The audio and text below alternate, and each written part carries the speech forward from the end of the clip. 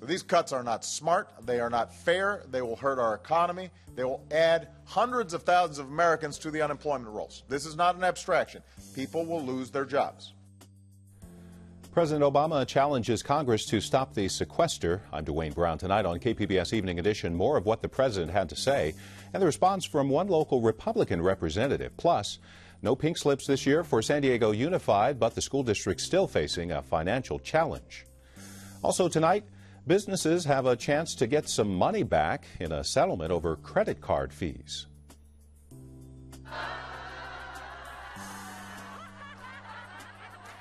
And they say laughter is the best medicine. We'll meet some folks who are laughing their way to good health. KPBS Evening Edition starts now.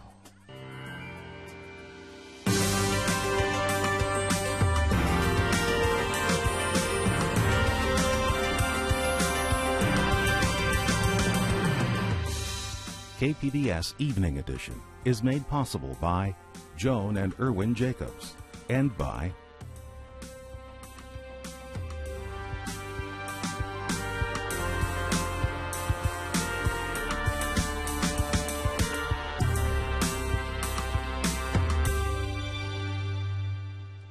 Hello, good evening. Hello, good evening. Thanks for joining us. I'm Dwayne Brown. Congress has just 10 days to make a deal to avoid drastic federal budget cuts known as sequestration. Today, President Obama warned of dire consequences if the cuts are not avoided, including reduced military readiness, cutbacks in education, and lost jobs. He called on Republicans to back a plan proposed by Senate Democrats. It includes targeted budget cuts and increased tax revenues. Are they willing to compromise to protect vital investments in education and health care and national security and all the jobs that depend on them? Or would they rather put hundreds of thousands of jobs and our entire economy at risk just to protect a few special interest tax loopholes that benefit only the wealthiest Americans and biggest corporations? That's the choice. San Diego Republican Congressman Darrell Issa quickly lashed back at the president via social media, writing on Twitter, POTUS, which stands for President of the United States, grandstanding on sequester isn't solving anything. House passed 2 bills to avoid the cuts. No plan from POTUS. The president says he proposed a plan in his State of the Union address, but GOP leaders say Obama got his tax revenues in the fiscal cliff deal, and they won't give him any more. Now, during his State of the Union address, President Obama called for increasing the federal minimum wage to $9 an hour. Some California lawmakers are ready to go a little farther.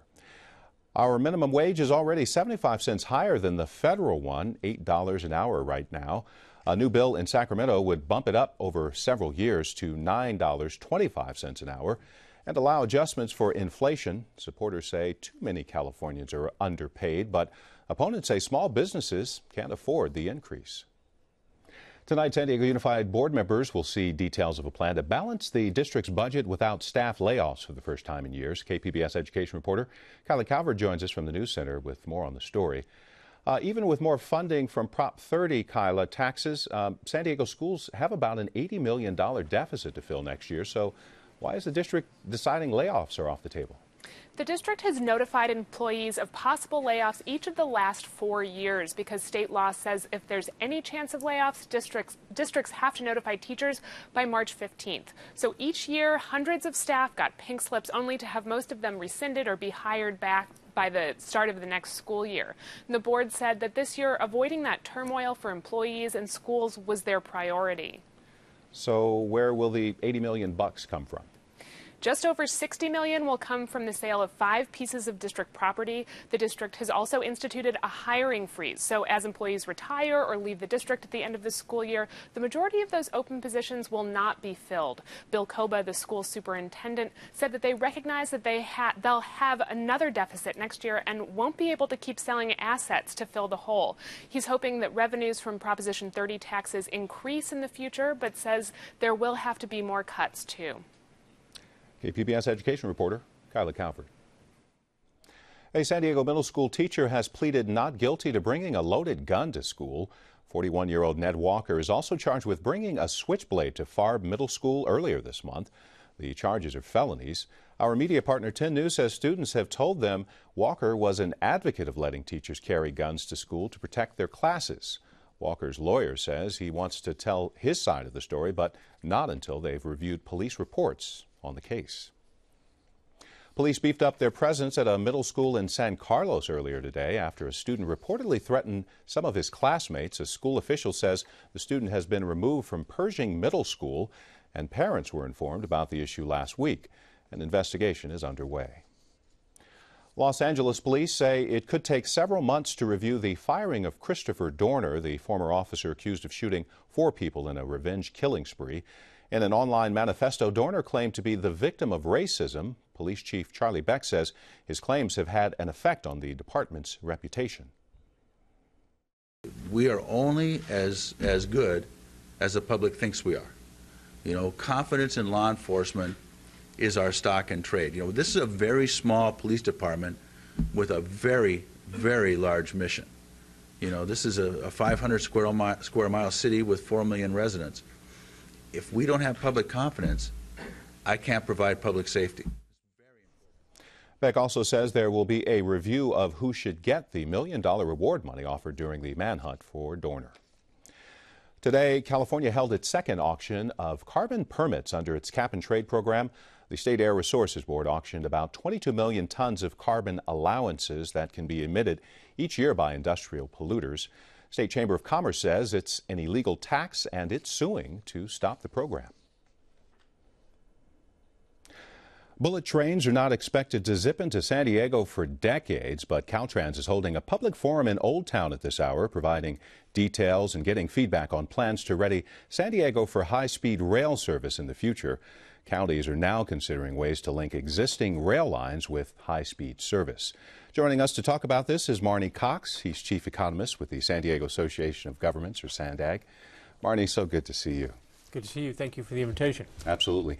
Now, it seems like we've been talking about high-speed rail, bullet train forever. Of course, voters approved it in 2008, partially funding the system. From a planner's perspective, what are your thoughts? Well, high-speed rail will be one of those projects that takes a little while to get in. It's very expensive, fairly complicated project.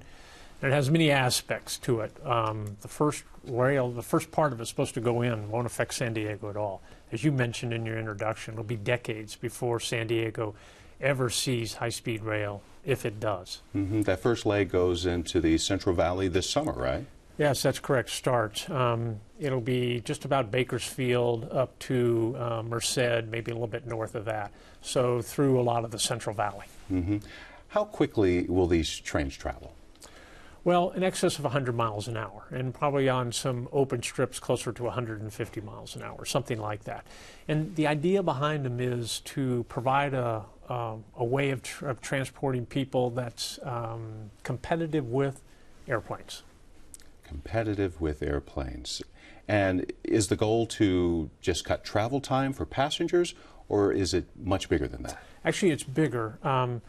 We're running out of capacity in airports. And so either we have to expand them to allow commuters to go back and forth visiting San Diego or LA up to the Bay Area, someplace like that, or you build a different form of transportation.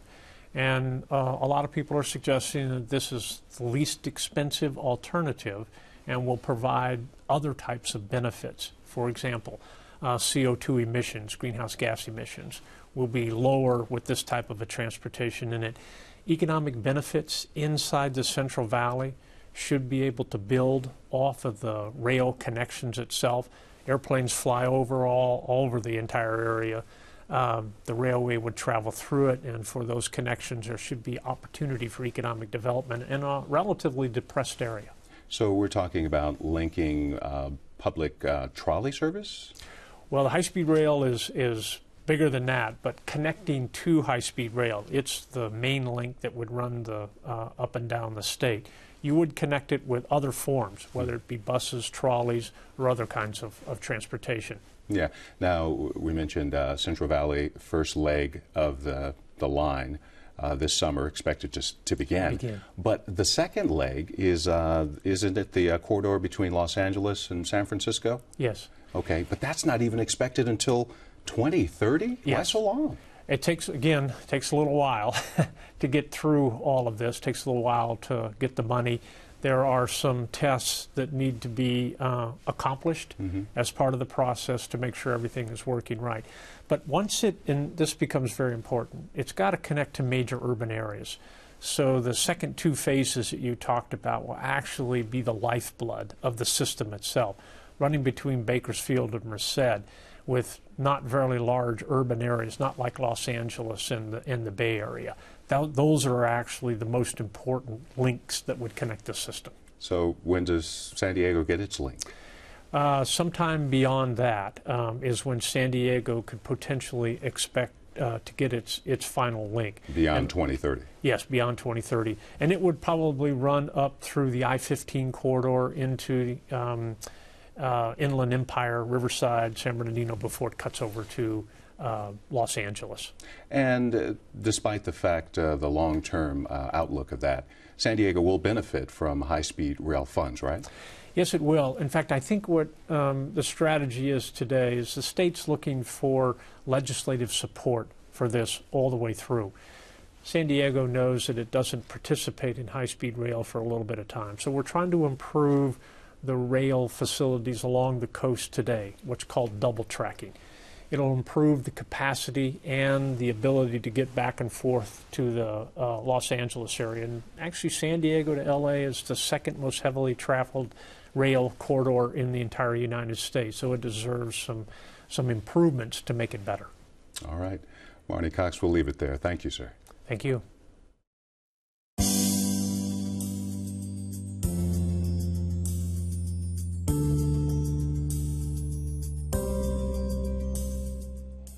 For months, we've been telling you about price increases in the San Diego housing market, but there's a price drop in one sector, luxury homes. The ones with the "if you have to ask, you can't afford it" price tag. The median price of those homes dropped in San Diego last year, just 1.4%, but the prices for the same kinds of homes went up in Los Angeles and San Francisco. And if you do have to ask, First Republic Bank says the median price for a luxury home in San Diego is $1.64 million. Activists are urging San Diego businesses to step up for a share of a multi-billion-dollar settlement over credit card fees. Visa and MasterCard agreed to pay $7 billion to settle a suit over their fees. The money is available to merchants who took Visa and MasterCard payments between 2004 and 2012. And we're talking about serious money. As we mentioned today at Tacos El Paisa, they do about $500,000 worth of business, and they have spent approximately $100,000 to $120,000 in swipe fees in that 8-year period. If they get 100% of that back, or 50% back, or 10% back, that's good money that will help this business. There are a couple of websites to help business owners file their claims. The addresses are there on the sign. Forbes says businesses should file their claims by September. Microsoft has launched a major push of its new email service, Outlook.com. The company is getting ready to convert folks who are currently using Hotmail and MSN. But Microsoft is also targeting folks on Gmail and Yahoo as well as AOL. Promoting features like integration with social media, Microsoft is trying to catch up after losing ground to Apple and Google. Politics can be a nasty, brutal, and dirty business, but a San Diego group hopes to restore civility to civil dialogue. The second annual Civility Conference gets underway tomorrow. Joining me to talk about the event is Carl Luna, political science professor at Mesa College, and Martha Barnett, co-host of Public Radio's A Way with Words. Welcome, guys. Good to see you. Thank you. So what's the big idea, guys? I mean, is there a problem with communication in politics? Dwayne, have you been watching the news? Have you been listening to the radio? Yes, I have. In fact, I've probably been involved in that process to some. Now, you know that's a facetious question, but I mean, I still ask it just the same. I mean, is there a problem that we can fix by changing how we speak, how we come across? What? Well, one, there's definitely a problem. You go back to the 1970s, the sorts of things that are on talk radio and on cable news were the stuff of parody. Patty Chesky's network, Saturday Night Live doing riffs on it. Now it's day in and day out, constant demonization of other people, of other ideas, dividing us up. And there is something we can do about it. We can recognize there's an issue going on, get a dialogue going amongst people. It's a long-term process to try to change the zeitgeist of the time, if you will, but I think people are tired of gridlock, they're tired of non-responsive government, and they're beginning to recognize how we're talking at each other is keeping us from talking with each other. That's an interesting point. Now, this is the second year you're putting on this Civility conference. What was the impetus last year, and how did it go? Well, it came out of the 2010 elections and how negative the commentary was and gridlock in America and a general feeling maybe we're going too far with calling this person a fascist and this person a communist. So we held our first event. We had over 100 people attending, and it invigorated us to continue our process. We would like to get onto people's social radar that how you say things, how you conduct yourself publicly does matter. That if you're working as we the people toward common decisions, you got to respect the other guy a little bit because he's an American like you. Yeah, I always think about consensus. You wanted to say something, Martha. Well, I was thinking about etymology, of course. The word civility goes back to the Latin civilitatis, which has to do with the art of government, and it's related to all these other words like citizen and city and civic. And so if we're recognizing each other's citizenship, if we can take a moment and do that, I think it could help us at least try to see past the stereotypes and the very, the name calling, the fascist versus communist, socialist, yeah, you name it. Yeah, when you boil conversation down to that, right-winger, left-winger. Yeah, you're going to be at a standstill when you're digging your heels in. And what we need to do is create a more civic dialogue, more civil dialogue that moves the country forward together. What I'm thinking about is whatever happened to the agree to disagree. To move forward, right? We may not agree on how to get it done or what caused it, but we do agree that we both have to come to a consensus and move forward for the sake of the people, for the sake of the city, the sake of the state, right? In 1960, John Kennedy could say, Republicans and Democrats both want what's best for America. The question's how you do it. That broke down in the 90s. We entered into a blood sport politics, my side versus your side, talk radio and the rest helped to reinforce that. And that goodwill concepts kind of disappeared. Bottom line, our entire system of government is based on consensus and compromise. When you can't reach the middle ground, it falls apart. Now, polls showed over the last 10 years the public didn't want consensus. They wanted our side to win. Since 2010, though, the polls are starting to change. A majority now says they wouldn't mind to see a little bit of compromise going on. And if that grows, the only way you're going to reach compromise is to be a little bit more civil with each other and respect both sides. We the people means everybody's a winner. I mean, it's the Oprah Winfrey School where you get something and you get something.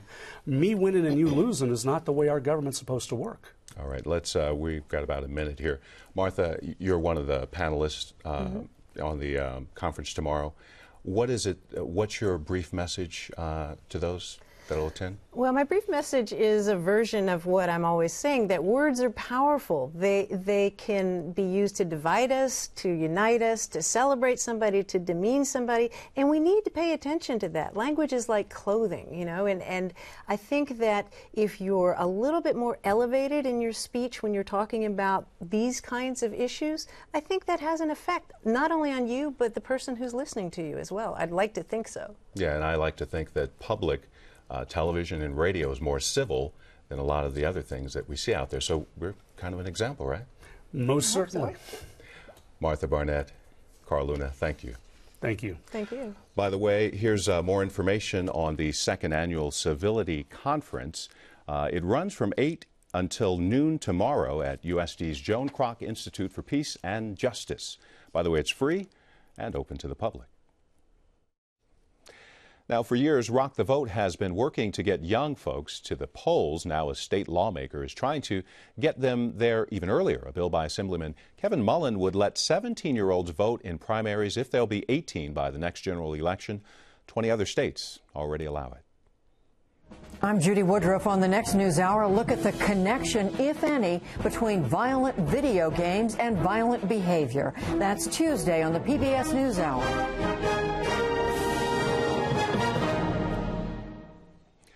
The Weather Service is still promising rain ahead with a high surf advisory along our coast through Thursday morning. And there's a wind warning up for the San Diego airport from 9 until early tomorrow morning.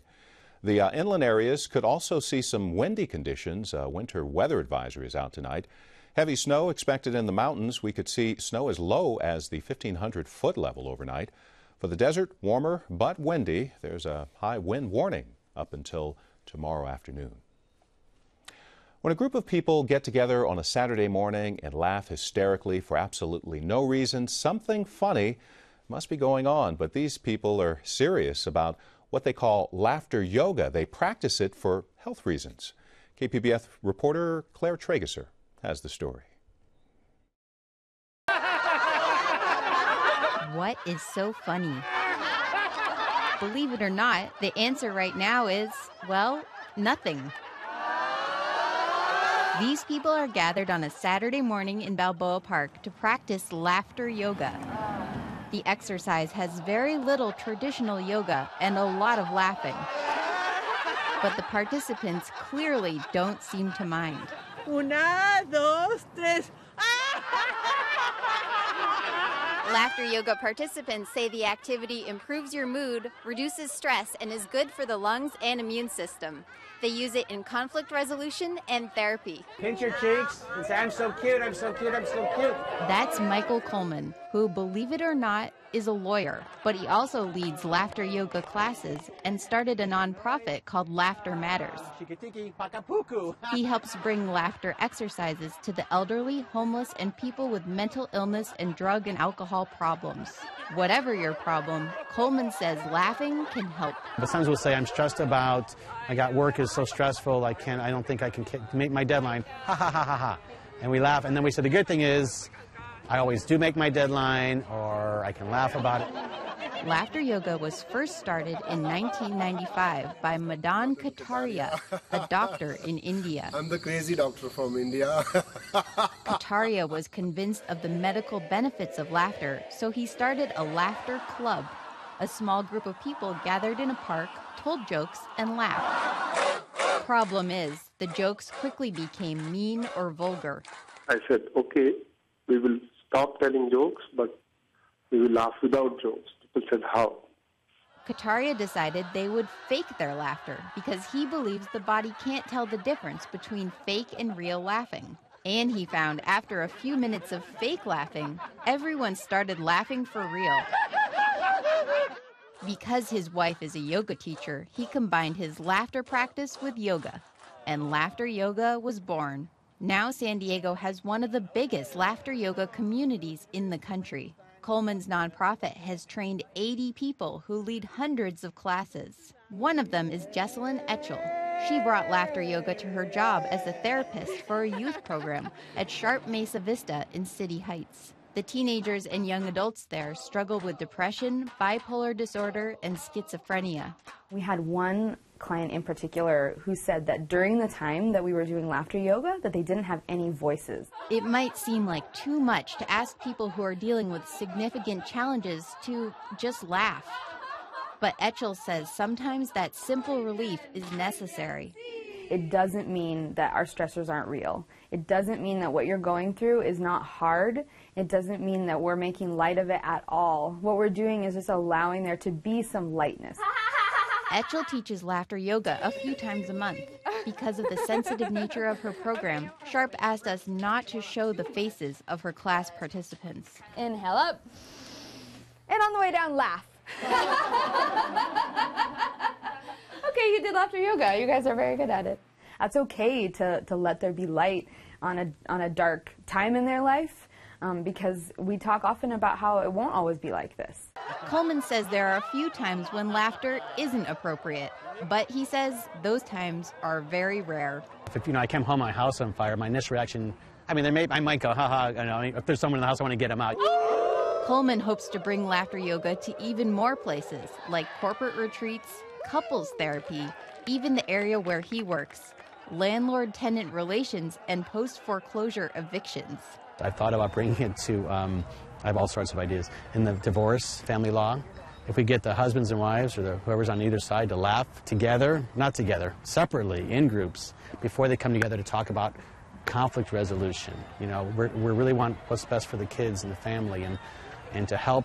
Laughter yoga is wonderful for conflict resolution, I think. It kind of cuts that I don't know, whatever that is we have. Because as the song says, don't you know, everyone wants to laugh. Make 'em laugh. Don't you know everyone wants to laugh? Claire Tregesser, KPBS News. Make 'em laugh, make 'em laugh, make 'em laugh.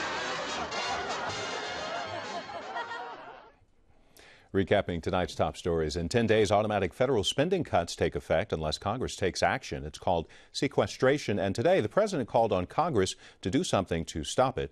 He wants lawmakers to pass a plan combining increased tax revenue with targeted budget cuts. House Speaker John Boehner says the debate over increased revenue is closed. Some California lawmakers are proposing a big jump in the state's minimum wage. Right now, it's $8 an hour. A new bill in Sacramento would bump it up over several years to $9.25 an hour. It would also allow adjustments for inflation. Supporters say too many Californians are underpaid, but opponents say small businesses can't afford the increase. And for the first time in years, San Diego Unified is looking at how to balance their budget without layoffs. The school district faces an $80 million shortfall despite extra tax revenue from Proposition 30. To fill the gap, they'll use a hiring freeze and they'll sell off some district property. You can find tonight's stories and download the KPBS app all on our website, kpbs.org/evening edition. Thanks for joining us. You have a great night.